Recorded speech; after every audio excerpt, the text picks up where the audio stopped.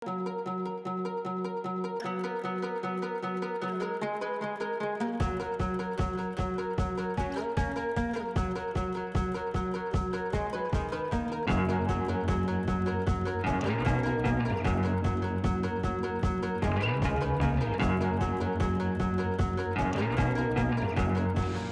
goal is that I'll be able to eventually take a step back and leave the care of the African rock python up to the Congo keepers. I did not volunteer for this, but it's important that we are able to give all of our animals here the best quality of care, so I'm willing to learn if he's willing to teach me. I'm definitely not a reptile person. I'm much more comfortable with the larger mammals. Ear, head, that have hair and fur. Ready? All right, I'm ready. Today, Kate and I are going into the rock python exhibit to feed Trey.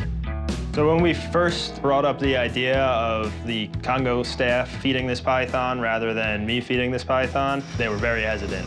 So just standing near me while I do it is a great starting point.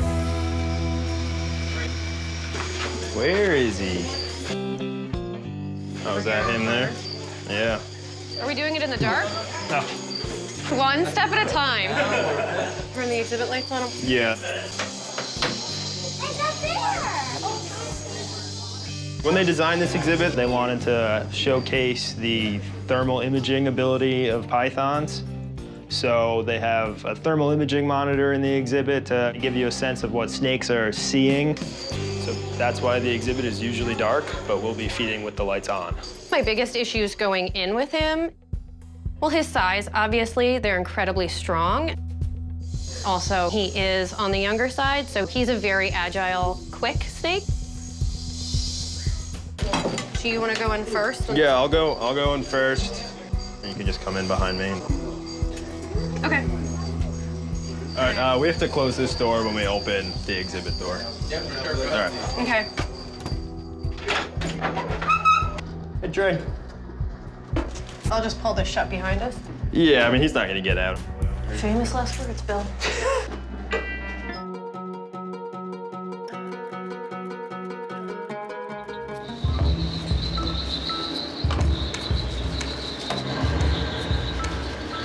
Today we're going to be feeding the Kihanji spray toads. We have some baby crickets and we have 2 species of fruit flies. When spray toads are eating, they're really responding to the movement, so they're not going to go for something dead. It has to be kind of a live creepy crawly. This is a baby spray toad. It's probably just a few days old. This is a juvenile toad, probably a few months old.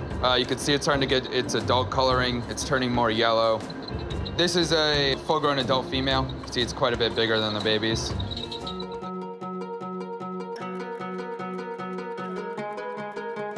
Toucans, parrots, hornbills, make sure I have all the vitamins and nutrients they need.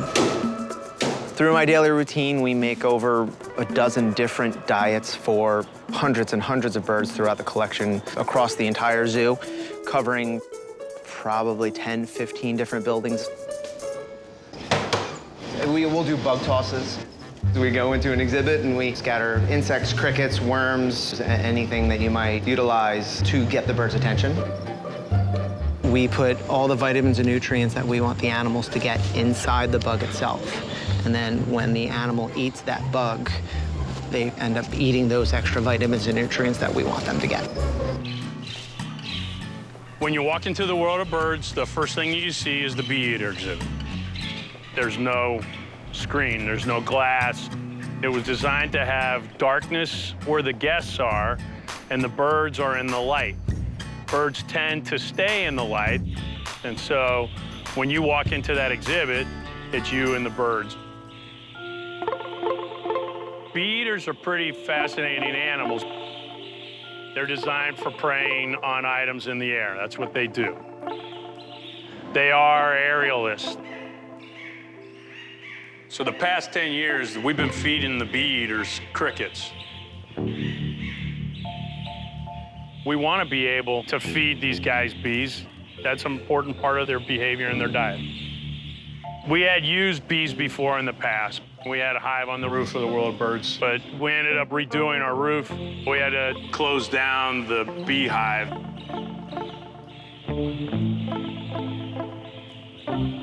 We haven't fed our bee eaters bees in 10 years.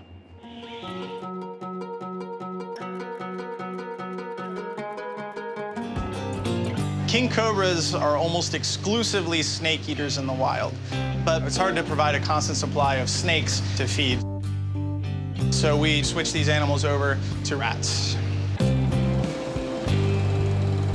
His experience with the shift is limited. One of the biggest concerns is just his size. That snake is about 12 feet and that shift is maybe 5. So I do need to be careful with them.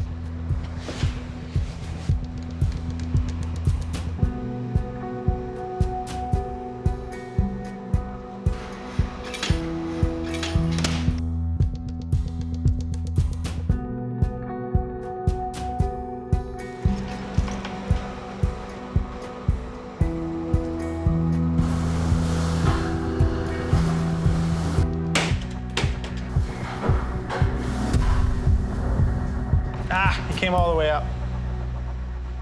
This is a very fast snake. I touched him on the tail, and before I could get to the shift door, he was already back out.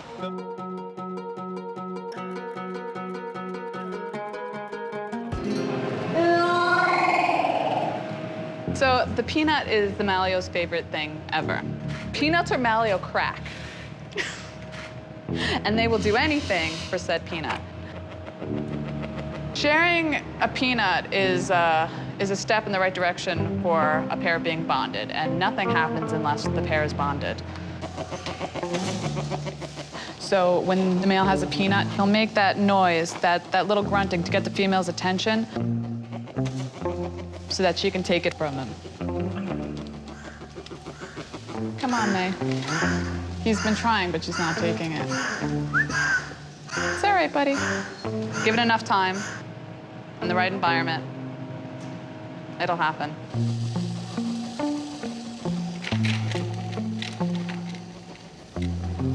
See? There he goes.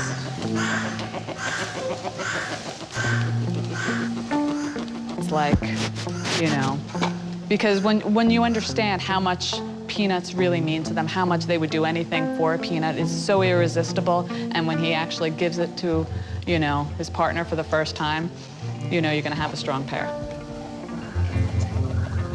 See? Sweetest thing in the world. Now I hope we get a fertile egg.